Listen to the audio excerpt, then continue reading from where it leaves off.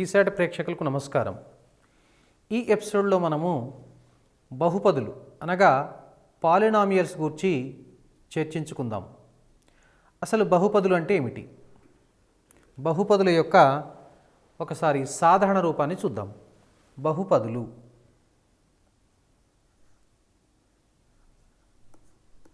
బహుపదులు వీటిని పాలినామియల్స్ అంటారు.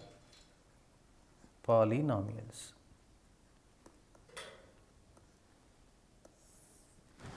n అనేది ఒక పూర్ణాంకిక విలువ అయినప్పుడు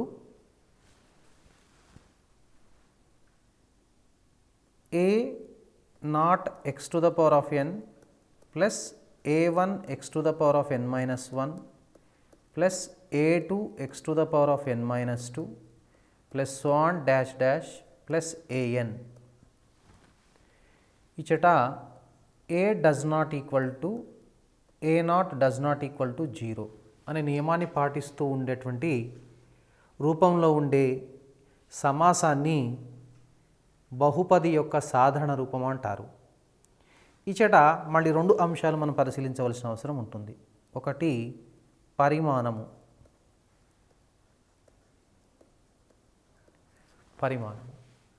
అంటే మొదట మనము ఈ సాధారణ రూపాన్ని పరిశీలించినట్లయితే దీనిలో చరరాశి అనేది x.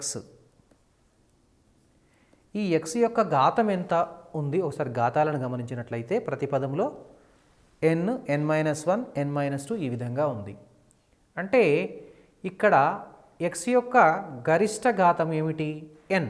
ఈ గరిష్ట ఘాతాన్ని ఇక్కడ పరిమాణంగా తీసుకుంటాం. సో nవ పరిమాణ బహుపది అని అంటారు. ఇప్పుడు ఉదాహరణకు మనం కొన్ని పరిశీలిద్దాం. x³ plus 5x² plus 7x plus 8, 3x² minus 5x plus 7, అదేవిధంగా x² minus 4, x² plus 1. So ఈ విధంగా మొదలగు బహుపదులను మనం ఉదాహరణగా తీసుకోవచ్చు. అంటే మొదటి ఉదాహరణ గమనించినట్లయితే దీని యొక్క పరిమాణము 3. రెండవ ఉదాహరణ పరిశీలించినట్లయితే పరిమాణము 2. అదేవిధంగా 3, 4 యొక్క ఉదాహరణ యొక్క పరిమాణాలు కూడా 2 అని తెలుస్తుంది. అయితే ఇక్కడ దీనిని ఘన బహుపది అంటారు. ఘన బహుపది. దీన్ని క్యూబిక్ పాలినామియల్ అంటారు. దీనిని వర్గ బహుపది అంటారు.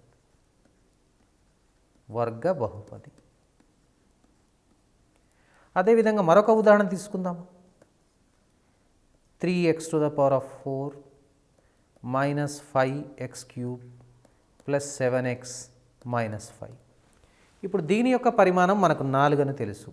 దీనిని 4వ పరిమాణ బహుపది అంటారు.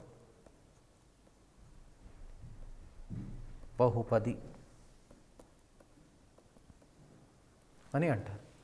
ఇప్పుడు ఉదాహరణకు మనము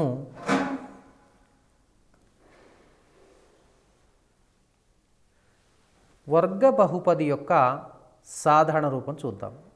వర్గ బహుపది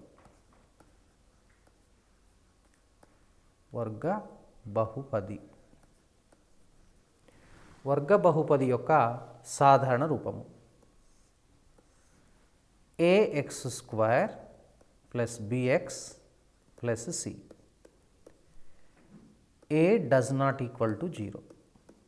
దీన్ని వర్గ బహుపది యొక్క సాధారణ రూపం అంటారు. అదేవిధంగా ఘన బహుపది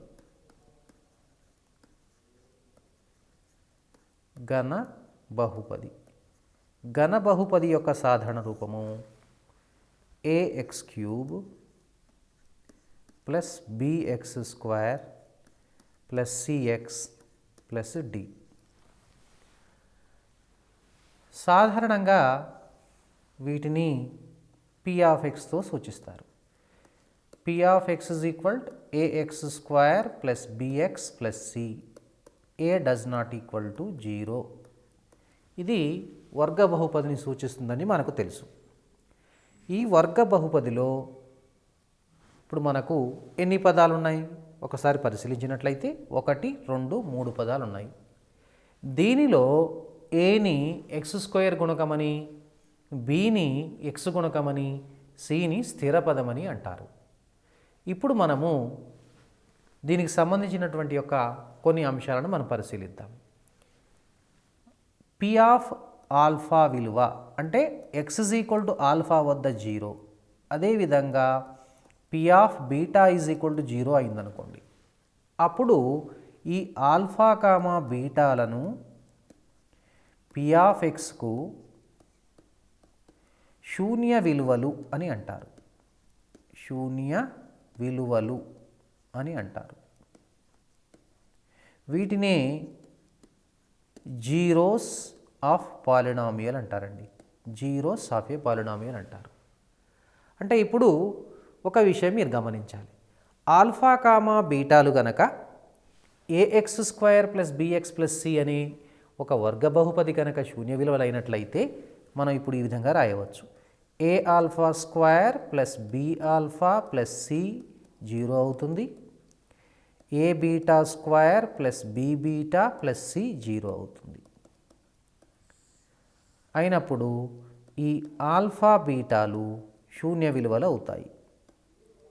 శూన్య విలువలు. అదేవిధంగా ప్రతి బహుపదికి కూడా ఆయా విలువల వద్ద వాటి యొక్క విలువలు కనుక్కోవచ్చు. మనం ఒక ఉదాహరణ చూద్దాం. ఇప్పుడు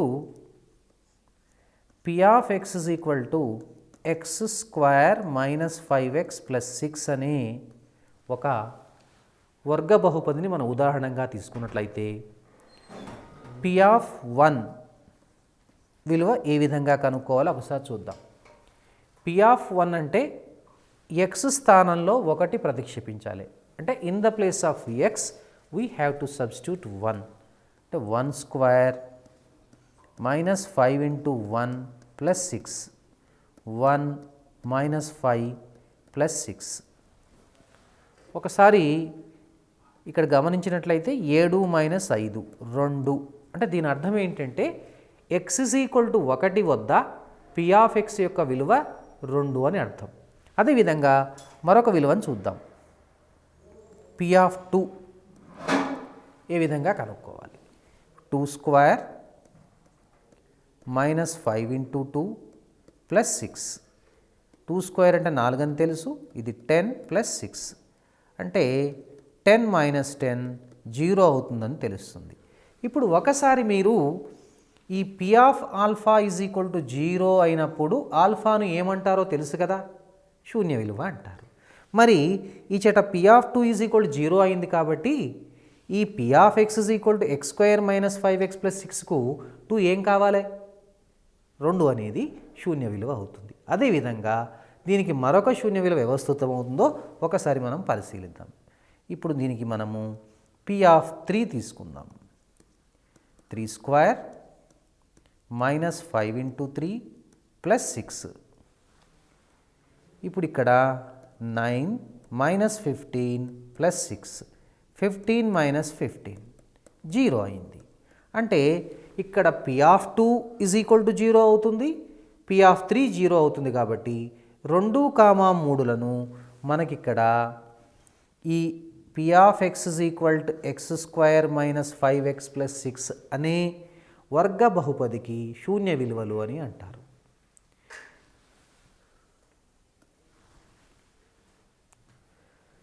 ఇప్పుడు మనం ఉదాహరణకు A X square plus bx plus C, ఇది F of X, P of X కానీ ఎఫ్ ఆఫ్ ఎక్స్ కానీ ఎలా అయినా అనుకోవచ్చు. A does not equal to 0 అనుకుందాం అనే బహుపది శూన్య విలువలు ఆల్ఫా బీటాలు అనుకుందాం.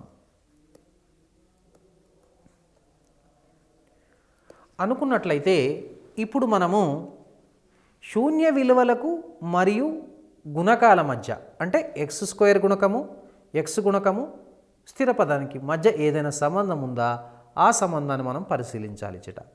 ఆ సంబంధం ఏమిటంటే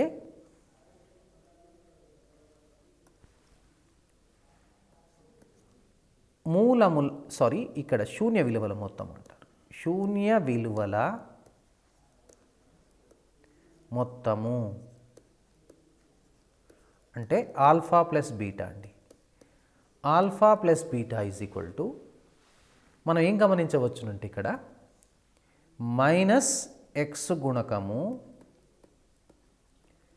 బై ఎక్స్ స్క్వేర్ గుణకము.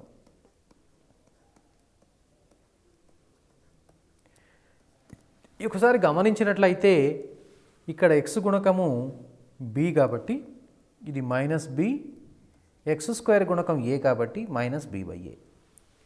ఇక అదేవిధంగా శూన్య విలువల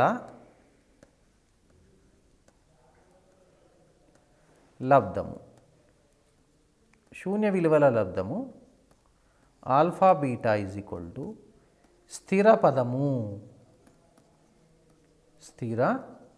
పదము బై ఎక్స్ స్క్వేర్ గుణకము. ఇక్కడ మీరు స్థిర పదం అంటే ఏం గమనించవచ్చు? సి అని గమనించవచ్చు. ఎక్స్ స్క్వేర్ గుణకం ఏ. కాబట్టి ఇక్కడ మనకు శూన్య విలువలకు గుణకాల మధ్య సంబంధం వచ్చిందండి. అంటే ఒక వర్గ బహుపది A X square plus bx plus C A does not equal to 0 రూపంలో ఉన్నప్పుడు ఇక్కడ మనకు alpha plus beta is equal to minus B by A, alpha beta is equal to C by ఏ అని తెలిసింది మనకు. ఇప్పుడు మనము మన పోటీ పరీక్షల్లో దీని ఆధారంగా మనకు సమస్యలు రావడానికి అవకాశం ఉంది. సో అవి ఎలాంటి సమస్యలు వస్తాయో ఒకసారి మనం పరిశీలిద్దాం.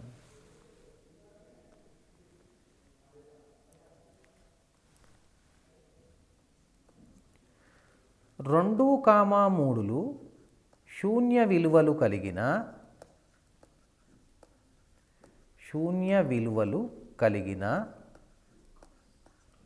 బహుపది. అంటే 2,3 శూన్య విలువ కలిగినటువంటి యొక్క బహుపది మనం కనుక్కోవాలి. అంటే 2,3 శూన్య విలువలు కలిగిన బహుపది అంటే ఇది సాధారణంగా తప్పనిసరిగా ఇది వర్గ బహుపది అవుతుంది. మరి దీన్ని కనుక్కోవాలంటే ఎలా కనుక్కోవాలి? సో ఒకసారి చూద్దాం. దీన్ని మనం 2 పద్ధతుల్లో చేయవచ్చు.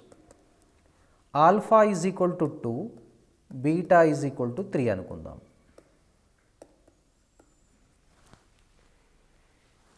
ఇప్పుడు ఇక్కడ మనకు కావలసిన బహుపది P of X is equal to X minus alpha into X minus beta, అంటే X minus 2 into X minus 3. దీన్ని సూక్ష్మీకరిస్తే మనకు X square minus 5x plus 6 ఈ రూపంలో వస్తుంది. అయితే జవాబు ఇది ఉండకపోవచ్చు, వేరే రకం కూడా ఉండొచ్చు. అంటే జవాబు మనము ఈ విధంగా కూడా రాయొచ్చు. P of x is equal to K times x square minus 5x plus 6, K does not equal to 0. కే అనేది ఏదైనా విలువ కావచ్చు. అంటే అనంతమైనటువంటి యొక్క బహుపదులు ఇక్కడ వ్యవస్థితమవుతాయని అర్థం. అంటే 2,3 శూన్య విలువలు కలిగినటువంటి యొక్క వర్గ బహుపదులు మనం అనంతంగా వస్తాయి. కే విలువలు ఏదైనా ఇచ్చుకుంటూ వెళ్ళొచ్చు. 2, 3, 4 ఈ విధంగా. ఉదాహరణకు ఇప్పుడు మనం కే ఈజ్ ఈక్వల్ టు కనుక 2 తీసుకున్నట్లయితే 2x square minus 10x plus 12 అవుతుంది. సో అదేవిధంగా మరి రెండవ పద్ధతి చూద్దాం. ఇప్పుడు మీరు ఒకసారి ఈ విస్తరణను గమనించండి. X minus alpha into X minus beta, అది మనకి ఈ రూపంలో వస్తుంది. చూడండి ఒకసారి. P of x is equal to X square minus of alpha plus beta into X plus alpha beta. కాబట్టి దీన్ని మనము ఈ విధంగా గుర్తుపెట్టుకోవచ్చు.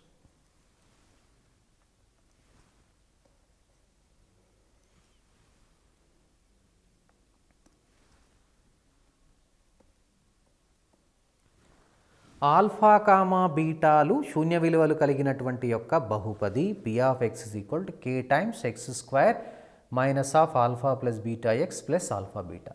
అంటే ఇప్పుడు మనము మొట్టమొదట ఆల్ఫా ప్లస్ బీటా కనుక్కోవాలి. ఆల్ఫా ప్లస్ బీటా అంటే 2 ప్లస్ 3, ఆల్ఫా బీటా అంటే 2 ఇంటూ 3 అంటే చూడండి ఇక్కడ 5 అవుతుంది 6.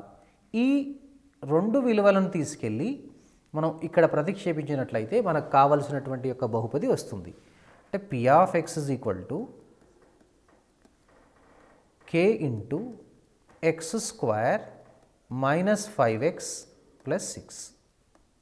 లేదా ఇప్పుడు k ఒకటైందనుకోండి, అది X square minus 5x plus 6 అవుతుంది. సో ఈ విధంగా మనకు 2 శూన్య విలువలు ఇచ్చినప్పుడు బహుపదిని సులభంగా కనుక్కోవడానికి మనకు ఈ సూత్రం ఉపయోగపడుతుంది. సో ఈ సూత్రం ద్వారా సులభంగా చేయవచ్చు. అదేవిధంగా 2 శూన్య విలువలు ఇచ్చినప్పుడు బహుపది ఏ విధంగా కనుక్కోవాలో మరొక సమస్యను మనం పరిశీలిద్దాం.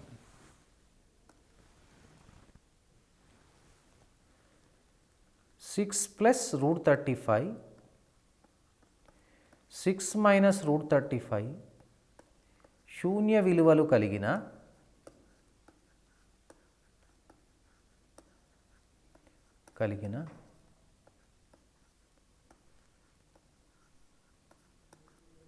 బహుపది.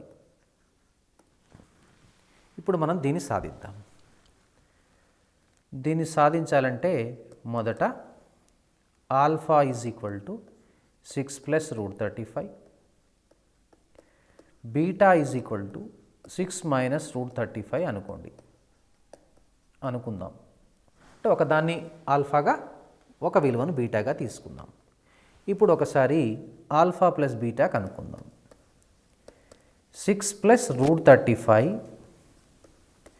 ప్లస్ 6 మైనస్ రూట్ 35, ఈ 2 కొట్టివేయబడతాయి, మనకు 12 వస్తుంది.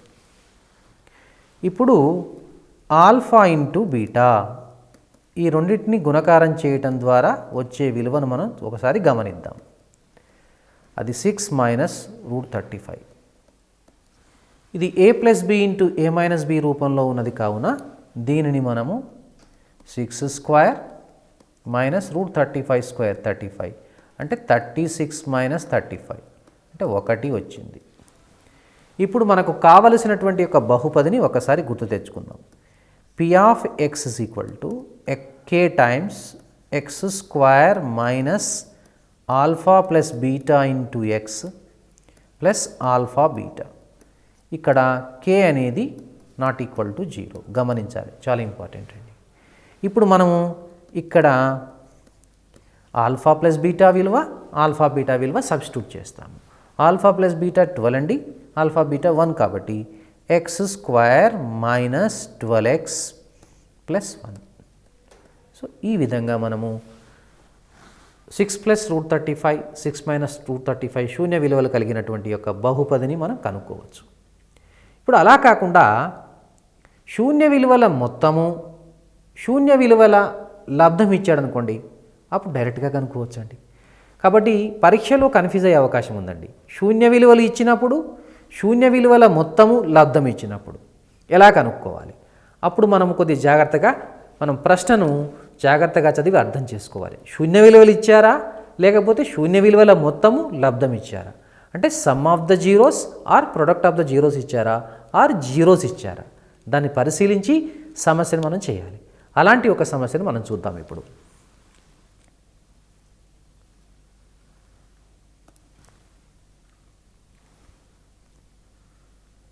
శూన్యాల మొత్తము 7, శూన్యాల లబ్ధము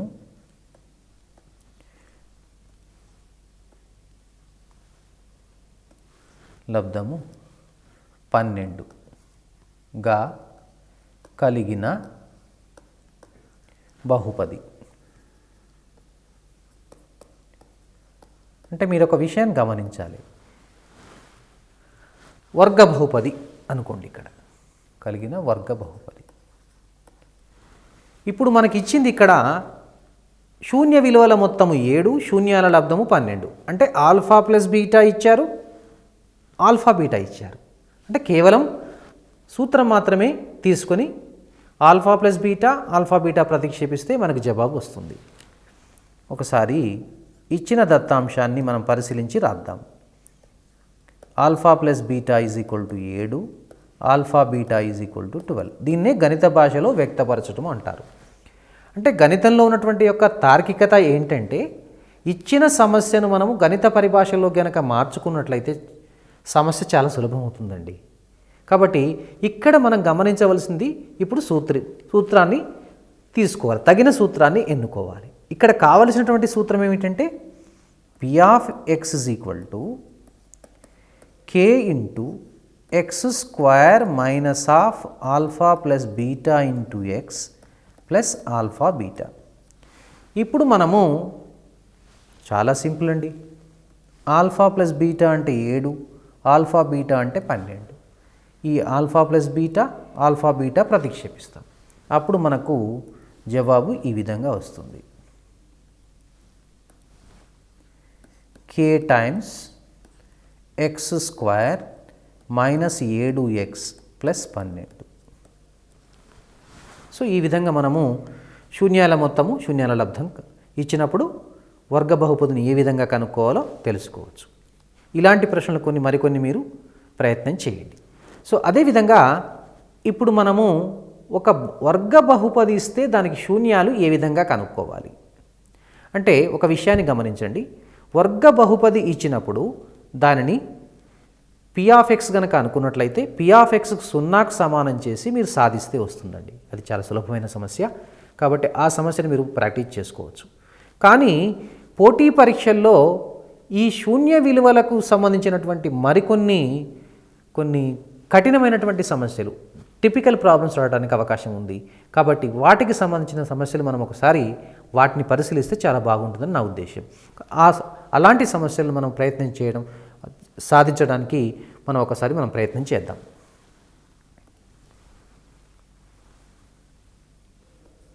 AX square plus bx plus c, దీన్ని మనము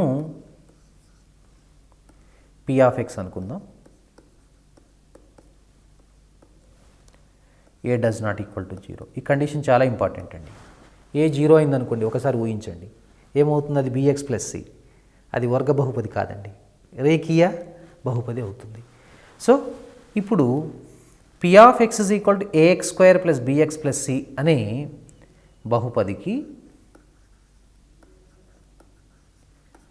బహుపదికి శూన్య విలువలు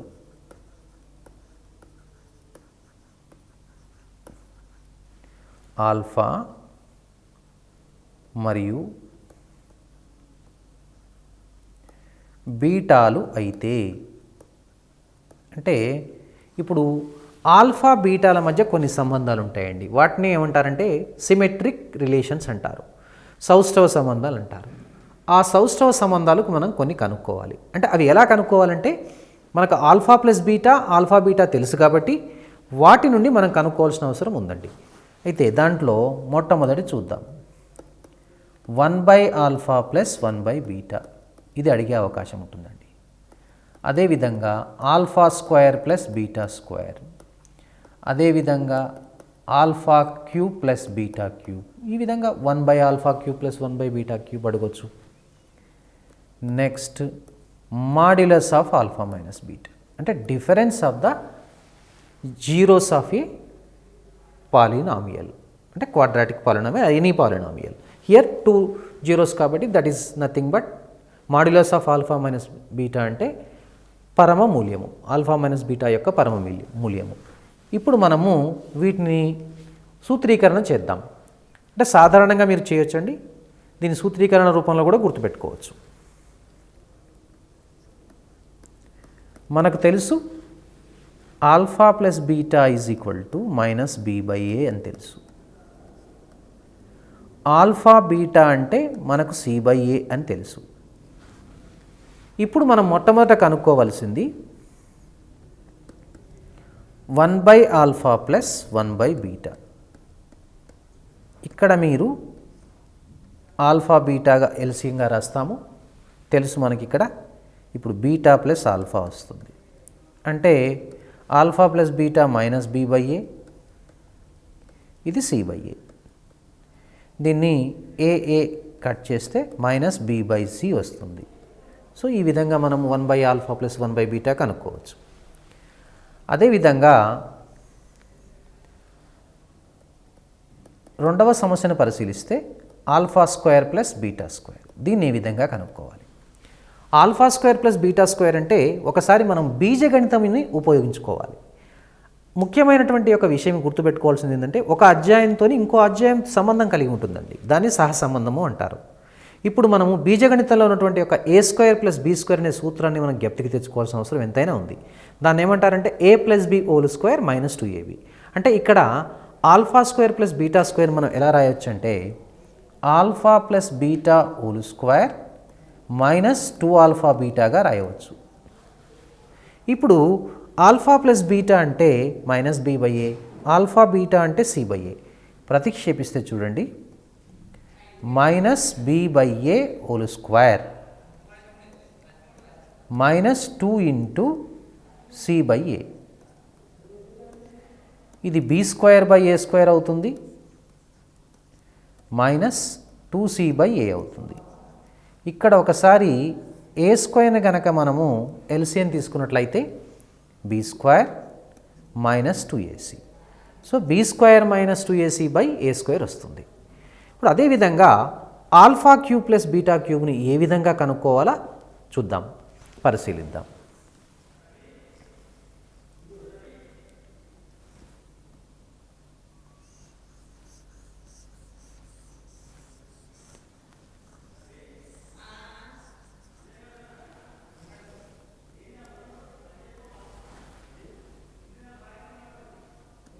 alpha cube plus beta cube, దీన్ని మనం alpha plus beta whole cube minus 3 alpha beta into alpha plus beta.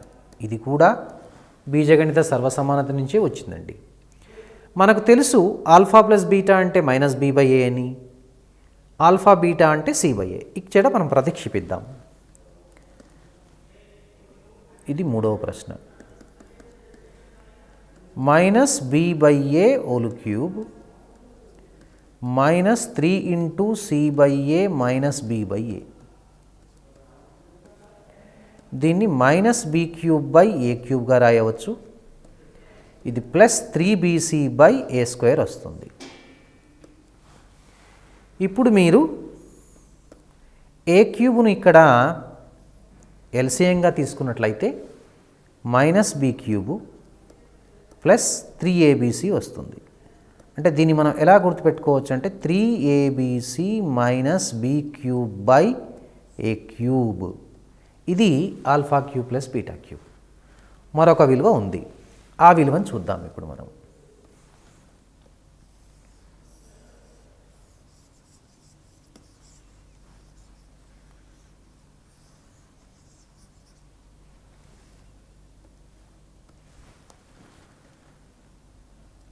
నాలుగవది mod of alpha minus beta. దీన్ని root of alpha plus beta whole square minus 4 alpha beta రాయండి. ఇప్పుడు మనము root of alpha plus beta అంటే minus B by A, alpha beta అంటే c by a తెలుసు కాబట్టి ఆ విలువలను మనం ఇక్కడ ప్రతిక్షేపిద్దాం. Minus B by a whole square minus 4 into c by a root of b square by a square minus 4c by a వస్తుంది. ఇప్పుడు మనం రూట్ లోపలనే ఏ స్క్వేర్ కనుక మనం ఎల్సిఎన్ తీసుకున్నట్లయితే గమనిస్తున్నారా, బి స్క్వేర్ వస్తుంది, ఇక్కడ మైనస్ 4ac. ఇప్పుడు దీన్ని మనం ఏ విధంగా రాయవచ్చు? Root of b square minus 4ac by square root of a square అంటే ఏ అండి. ఇది చాలా ఇంపార్టెంట్ అండి, మీరు దీన్ని గుర్తుపెట్టుకుంటే చాలా మంచిదండి. ఎందుకంటే చాలా సమస్యలను మనము చేయడానికి అవకాశం ఉంది. కాబట్టి mod of alpha minus beta అంటే root of b square minus 4ac/a. ఇది వర్గ సమీకరణంలో కూడా గుర్తుపెట్టుకోవచ్చండి. ఎలా అంటే ఇప్పుడు ఈ బీ స్క్వేర్ మైనస్ 4ac ఒకసారి గుర్తు తెచ్చుకోండి. దాన్ని ఏమంటారంటే ax² + bx + c = 0 అనే వర్గ సమీకరణం యొక్క విచక్షణి డిస్క్రిమినెంట్ అంటారు. కాబట్టి దీన్ని సింపుల్గా ఎలా గుర్తుపెట్టుకోవచ్చు అంటే విచక్షణని d అనే అక్షరంతో సూచిస్తారు. కాబట్టి దీన్ని మనము √d/aగా కూడా గుర్తుపెట్టుకోవచ్చు. అంటే మీరు గమనించాలి, ఇక్కడ d అనేది b² - 4ac సమానం. దీనికి సంబంధించినటువంటి కొన్ని సమస్యలను మనం పరిశీలిద్దాం.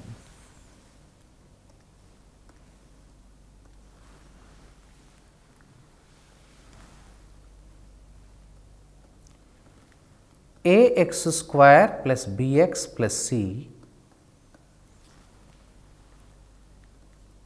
a does not equal to 0 యొక్క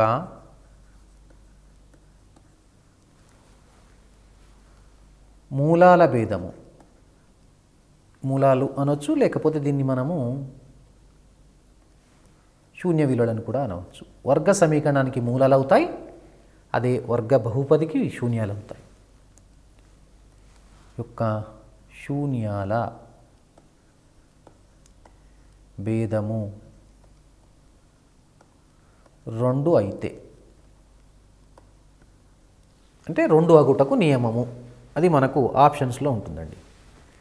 ఇప్పుడు మనం దీన్ని ఏ విధంగా సాధించాలో చూద్దాం. ఇక్కడ ఇచ్చింది మనకు కనుక్కోవాల్సింది mod of alpha minus beta. మీకు చెప్పాను దీన్ని ఎలా గుర్తుపెట్టుకోవచ్చండి, √d/a. మనకు తెలుసు d అంటే ఇక్కడ b² - 4ac. ఒకసారి లెక్కను మనం పరిశీలించినట్లయితే ఈ లెక్కలో చూడండి, శూన్యాల భేదము 2 అంటే అర్థం ఏంటంటే ఇక్కడ ఇచ్చినటువంటి విలువ mod of alpha minus beta = 2 ఇచ్చినట్టు. కాబట్టి ఇప్పుడు మనం చేయవలసింది ఏంటంటే mod of alpha minus beta స్థానంలో 2, d స్థానంలో ఈ b² - 4ac ప్రతిక్షేపించి సూక్ష్మీకరిస్తే మనకు జవాబు వస్తుంది. ఒకసారి చూద్దాం. 2 = √b² - 4ac/a. ఇప్పుడు మనము అడ్డగుణకారం చేసినట్లయితే √b² - 4ac = 2a వస్తుంది. వర్గము చేయగా దీన్ని వర్గం చేస్తే చూడండి, ఒకసారి గమనించండి, b² - 4ac = 4a² వస్తుంది. దీన్ని మనం ఈ విధంగా కూడా రాయవచ్చు, b² - 4a² = 4ac. ఈ విధంగా మనకు ఒక నియమం వస్తుంది. దీన్ని ఏమంటారంటే ax² + bx + c యొక్క శూన్యాల భేదము 2 అయినట్లయితే a, b మరియు cల మధ్య సంబంధం అని కూడా అంటారండి. దాన్ని నియమం అనొచ్చు, సంబంధం అనొచ్చు. b² - 4a² = 4ac. సో దీనికి సంబంధించింది మరొక సమస్యను మనం పరిశీలిద్దాం.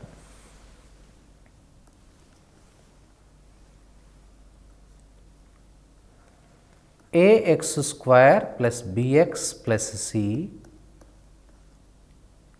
a does not equal to 0 యొక్క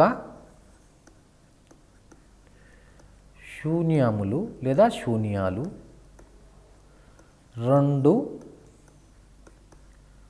వరుస సహజ సంఖ్యలు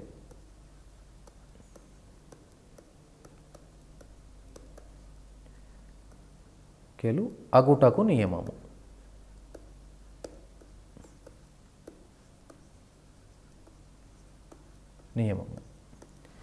అంటే కాన్సెక్యూటివ్ నేచురల్ నెంబర్స్ అండి, జీరోస్. అయితే దానికి కండిషన్ ఏంటి, నేమ్ ఏంటి, or what is the relationship between a, b and c, అది కనుక్కోవాలి. 2 వరుస సహజ సంఖ్యలు అంటే అర్థం ఏంటండి? ఇప్పుడు ఉదాహరణకు ఒక 3, 4 తీసుకుందాం. అదేవిధంగా 5, 6 తీసుకుందాం. ఇప్పుడు ఉదాహరణకు చూడండి ఒకసారి 3, 4, 5, 6, 7, 8 ఈ ఉదాహరణను గమనించినట్లయితే ఇవి 2 వరుస సహజ సంఖ్యలకు ఉదాహరణలు అవుతాయి. ఒకసారి 4లో నుంచి 3 తీసేయండి, 1 వస్తుంది. 6లో నుంచి 5 తీసివేస్తే 1, 8లో నుంచి 7 తీసివేస్తే 1. అంటే ఇప్పుడు ఇక్కడ ఒక క్రమాన్ని మనం గమనించవచ్చు. దాన్ని ఏమంటారంటే ప్యాటర్న్ తెలుస్తుంది ఇక్కడ. అంటే 2 వరుస సహజ సంఖ్యలు అంటే ఒక శూన్యాన్ని గనక మనం ఆల్ఫా అనుకున్నట్లయితే, ఇప్పుడు ఉదాహరణకు ఒకదానిని మనం ఆల్ఫాగా తీసుకుంటే ఇంకో దాన్ని బీటాగా తీసుకున్నట్లయితే ఈ రెండిటి యొక్క భేదము 1 అవుతుంది. అంటే దాన్ని మనము mod of alpha minus beta is equal to 1 అనేటువంటి యొక్క సాధారణీకరణం చేయవచ్చు ఇక్కడ. అంటే ఈ సమస్యలో మనకు వచ్చినటువంటి యొక్క తార్కికత ఏముందంటే mod of alpha minus beta is equal to 1. అది తీసుకొని సమస్యను చాలా సులభంగా సాధించవచ్చు అండి. ఇప్పుడు మనము శూన్య విలువను ఆల్ఫా బీటా అనుకుంటే లెక్క ప్రకారము mod of alpha minus beta is equal to 1 మనకు తెలుసు. మరొకసారి సూత్రాన్ని మనం జ్ఞప్తికి తెచ్చుకుందాం. Mod of alpha minus beta is equal to √d/a. ప్రతిక్షేపిద్దాం. Root of b² minus 4ac by a అంటే ఏనేనండి ఇక్కడ ఈజ్ ఈక్వల్ టు 1. ఇప్పుడు అడ్డగుణకారం చేసినట్లయితే root of b² minus 4ac is equal to a. వర్గము చేయగా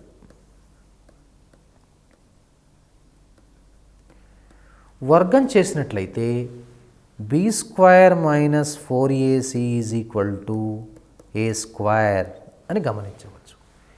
b² minus a² is equal to 4ac.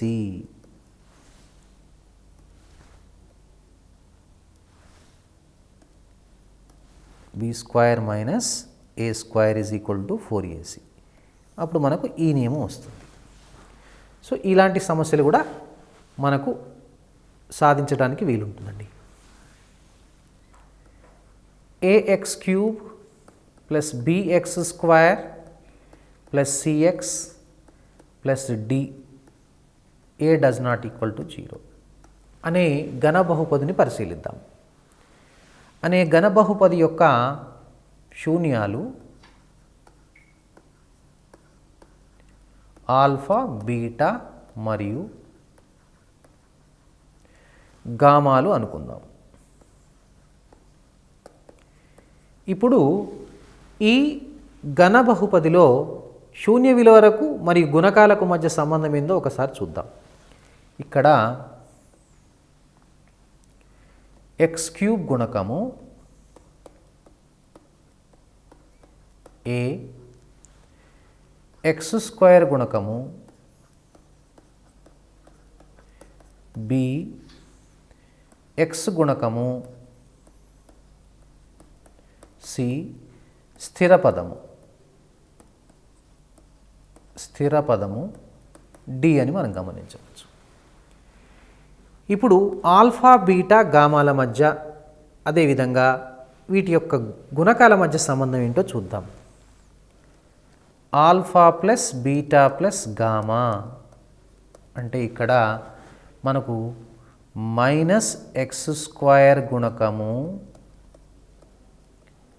By x³ గుణకం అండి.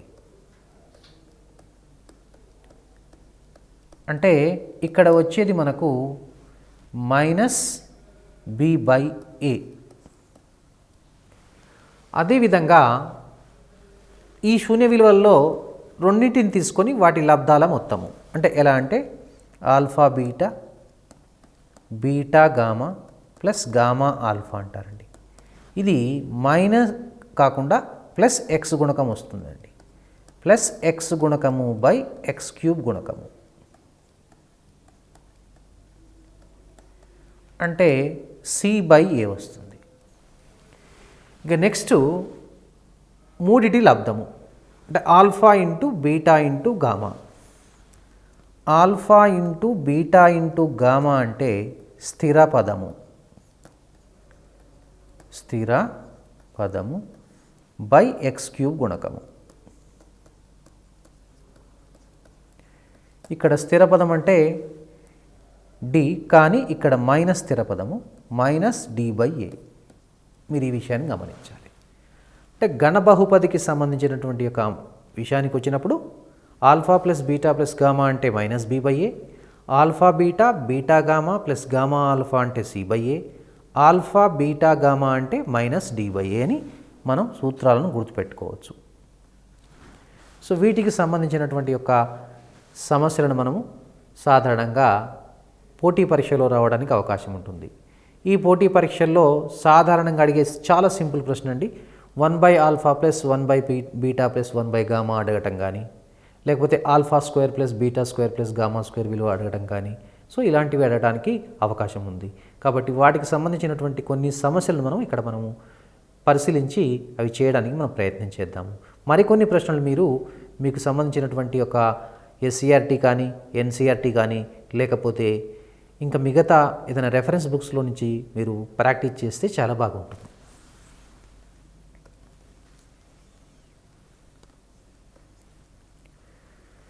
(3x³ minus 5x² plus 7x minus 8 అనే బహుపది యొక్క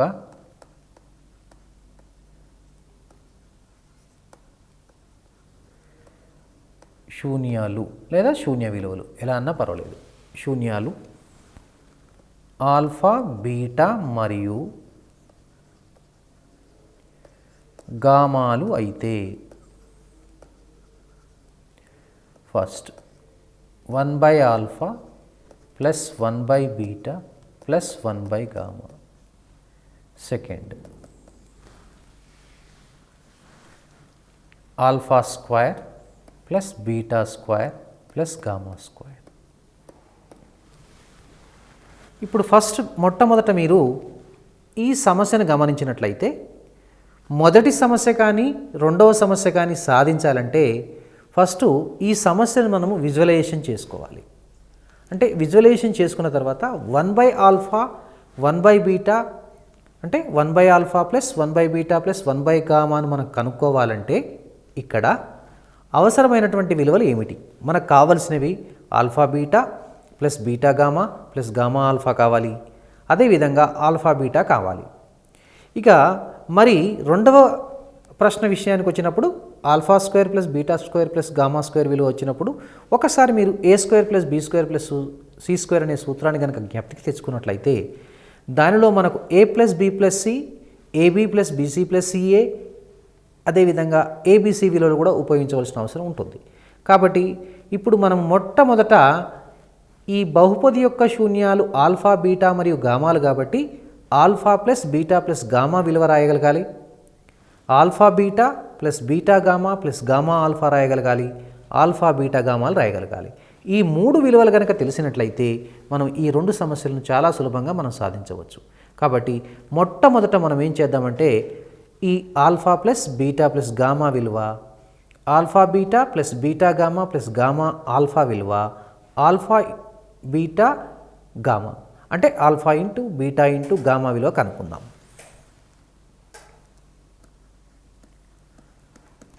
alpha plus beta plus gamma తెలుసు మనకు మైనస్ b/a అంటే మైనస్ ఆఫ్ మైనస్ 5/3. తర్వాత alpha beta plus beta gamma plus gamma alpha ఇది మనకు c/a అని తెలుసు అంటే 7/3. Next alpha beta gamma minus d/a అంటే మైనస్ ఆఫ్ మైనస్ 8/3. ఇప్పుడు ఈ మూడు విలువల సహాయంతో మనము మొదటి సమస్యను సాధించడానికి ప్రయత్నం చేద్దాం. 1/α plus 1/β plus 1/γ alpha beta gamma అంతేనండి. ఇప్పుడు ఇది బీటా గామా అవుతుంది, ఇది గామా ఆల్ఫా అవుతుంది ప్లస్ ఆల్ఫా బీటా అవుతుంది.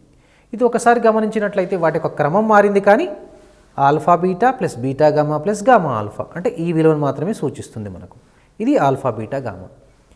ఇప్పుడు మనము వాటి యొక్క రెస్పెక్టివ్ వాల్యూస్ ప్రతిక్షేపిస్తే ఇక్కడ 7/3 బై 8/3 మనకు తెలుసు ఇక్కడ 3 క్యాన్సల్ 7/8 దీని జవాబు. ఇప్పుడు ఇక మనము రెండవ సమస్యను సాధిద్దాం. Alpha square plus beta square plus gamma square అంటే దీన్ని alpha plus beta plus gamma whole square -2 into alpha beta plus beta gamma plus gamma ఆల్ఫాగా రాయవచ్చు. ఒకసారి మీరు సూక్ష్మీకరించి చూస్తే తెలుస్తుందండి. మీరు ఈ పాఠ్యాంశాలను మీరు యూట్యూబ్లో కూడా వీక్షించవచ్చండి. అంటే యూట్యూబ్లో వీక్షించేటప్పుడు మీరు వీటిని మీరు సూక్ష్మీకరించి ఒకసారి పరిశీలిస్తే బాగుంటుంది.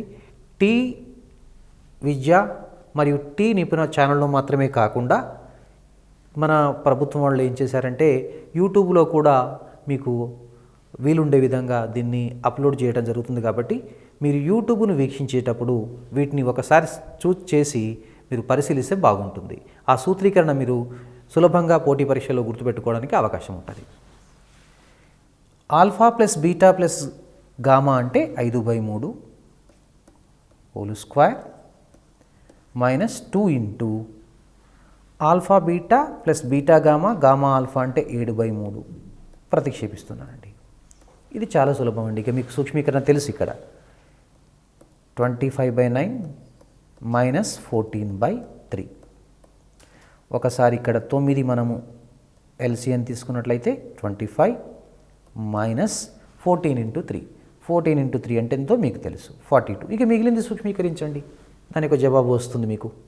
సో ఈ విధంగా మనము ఒక ఘన బహుపదిలో యొక్క శూన్యాలు ఆల్ఫా బీటా గామా ఇచ్చినప్పుడు 1/α plus 1/β plus 1/γ alpha square plus beta square plus gamma square విలువలు కనుక్కోవడానికి అవకాశం ఉంటుందండి.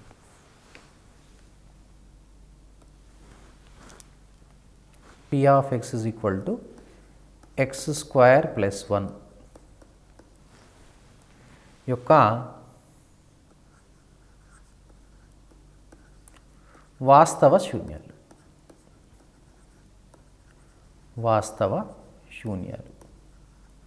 లేదా వాస్తవ శూన్యాల సంఖ్య అందామండి. వాస్తవ శూన్యాల సంఖ్య అంటే ఎన్ని ఉంటాయి? దీనికి ఆప్షన్స్ ఉంటే కరెక్ట్గా ఉంటుందండి. ఒకసారి ఆప్షన్స్ పరిశీలిద్దాం. A 2, B 3, C 4, D 0. అంటే సాధారణంగా ఒకసారి ప్రశ్నను ఒకసారి పరిశీలించగానే దీనికి 2 శూన్య విలువలు ఉంటాయని అనుకుంటారు. కానీ ఈ సమస్యను మనం ఒకసారి సాధించాలి. సాధిస్తే తెలుస్తుంది. ఇప్పుడు మనం శూన్య విలువల కొరకు ఏం చేస్తామంటే P of xను 0కు సమానం చేస్తాం. అంటే x² + 1 = 0. అంటే x² = -1. x √-1 మనకు తెలుసు. -1 అంటే i². సో √i² అంటే +or-i. అంటే ఇక్కడ మీరు గమనించినటువంటి విషయం ఏంటి? x does not belongs to R, వాస్తవ సంఖ్యా సమితికి చెందదు. అంటే ఇక్కడ వాస్తవ శూన్య విలువలు వ్యవస్థితం కావు. దీనికి అంటే వ్యవస్థితం కాదు కాబట్టి ఇది దీని యొక్క సాధన సమితి ఏమవుతుంది? మనకు శూన్య విలువల సమితి π, అంటే దాని యొక్క కార్డినాలిటీ మనకు 0 అని తెలుసు. కాబట్టి దీనికి శూన్య విలువలు వ్యవస్థితం కావు. So D is the right answer. Therefore వాస్తవ శూన్య విలువల సంఖ్య 0.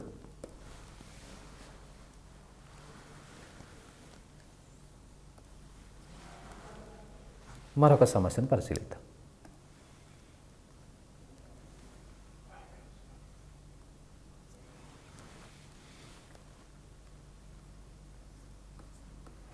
P of x is equal to x minus 1, x minus 2, x minus 3 అయితే P of x యొక్క శూన్య విలువలు ఒకసారి కనుక్కుందాం. అంటే మనం ఒకసారి గమనించినట్లయితే ఇక్కడ శూన్య విలువల కొరకు p ఆఫ్ ఎక్స్ 0 అని చేస్తాము.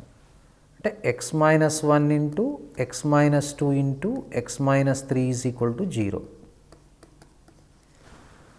3 సంఖ్యల లబ్ధం కనుక 0 అవుతుందంటే మొదటి సంఖ్య కానీ లేదా రెండవ సంఖ్య కానీ లేదా మూడవ సంఖ్య కానీ 0 కావాలి, లేకపోతే 3 సున్నాలు కావాలి. ఆ ప్రకారం ఇప్పుడు ఏం రాయొచ్చు అంటే మనము x-1 ఈజ్ ఈక్వల్ టు 0 లేదా x-2 0 లేదా x-3 0. అంటే x is equal to 1, x is equal to 2, x is equal to 3 అని గమనించవచ్చు. కాబట్టి ఇప్పుడు మీరు శూన్య విలువలు చెప్పగలుగుతారు. ఈ బహుపదికి శూన్య విలువలు 1, 2, 3. ఇప్పుడు అసలు బహుపది యొక్క శూన్య విలువల యొక్క జామితీయ ఏ విధంగా మనం జామితీయంగా దాన్ని వివరించాలి అంటే జామెట్రికల్గా మనం జీరోస్ని ఏ విధంగా చేస్తాం అంటే ఒకసారి మీరు ఈ పటాన్ని గమనించండి. మనకు తెలుసు కదా ఇదే x అక్షము y అక్షం అని. ఉదాహరణకు మనం ప్రతి బహుపదికి కూడా మనము వాటికి రేఖాచిత్రాలు గీయవచ్చు. ఉదాహరణకి ఇప్పుడు మనము ఈ p of x is equal to x² minus 5x plus 6 రేఖాచిత్రం గీసామనుకోండి. దీనికి రేఖాచిత్రం ఈ విధంగా వస్తుంది 2, 3. అంటే ఇది x అక్షాన్ని 2 బిందువుల వద్ద ఖండించింది కాబట్టి దీనికి 2 శూన్య విలువలు ఉంటాయి. అవి ఏమిటంటే 1, 2, 1, 3. అదేవిధంగా ఉదాహరణకు ఈ విధంగా వచ్చిందనుకుందాం రేఖాచిత్రం. ఇప్పుడు ఈ రేఖాచిత్రము x అక్షాన్ని 1, 2, 3, 4 కాబట్టి ఎన్ని శూన్య విలువలు ఉంటాయి దీనికి 4 శూన్య విలువలు ఉంటాయి. ఇప్పుడు ఉదాహరణకు మనము ఇప్పుడు ఈ విధంగా రేఖాచిత్రం వచ్చిందనుకుందాం బహుపదికి. అప్పుడు దీనికి ఎన్ని శూన్య విలువలు ఉంటాయండి? కేవలం ఇది మూల బిందువు ద్వారా పోతుంది కాబట్టి ఒక శూన్య విలువ ఉంటుంది. ఈ విధంగా మనకు రేఖాచిత్రాలు ఇచ్చి శూన్య విలువలు కూడా అడగటం జరుగుతుంది. ఇప్పుడు ముఖ్యంగా మీరు గమనించవలసినటువంటి విషయం ఏంటంటే ax² plus bx plus c అనే బహుపది యొక్క రేఖాచిత్రము ఒక పరావలయాన్ని సూచిస్తుందండి. ఒక పరావలయాన్ని సూచిస్తుంది. అంటే అది మామూలుగా గ్రాఫ్ ఈ విధంగా ఉండొచ్చండి. సో ఈ విధంగా రావచ్చు, ఈ విధంగా రావచ్చు, లేకపోతే ఈ విధంగా ఉండొచ్చు. సో ఈ విధంగా ఉండవచ్చు. నెక్స్ట్ ఇప్పుడు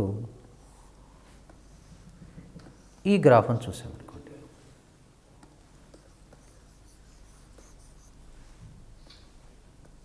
ఈ గ్రాఫ్ను చూసామనుకోండి. ఇది మూల బిందువు ద్వారా పోతుంది. ఇది y² is equal to 4ax. దీని మొదటి పాదం అంటారు, ఇది రెండవ పాదము, ఇది మూడవ పాదము, నాలుగవ పాదం. ఇది మొదటి 4వ పాదంలో విస్తరించి ఉంటుంది. ఇప్పుడు ఉదాహరణకు ఈ విధంగా ఉందనుకోండి. దీన్ని y² is equal to minus 4ax అంటారు. ఇప్పుడు ఉదాహరణకు ఈ విధంగా ఉందనుకోండి. దీన్ని x² is equal to 4ay. ఇవన్నీ కూడా పరావలయాన్ని సూచిస్తాయండి. పాదాలు మీరు గమనిస్తూ ఉండాలి ఏ పాదంలో ఉంటాయో. దీన్ని ఏ పాదంలో ఉంటుందండి? ఇది మొదటి పాదము రెండవ పాదంలో ఉంటుంది. అదేవిధంగా ఈ విధంగా ఉందనుకోండి. దీన్ని x² is equal to minus 4ay. q1, q2, q3, q4, q1, q2, q3, q4.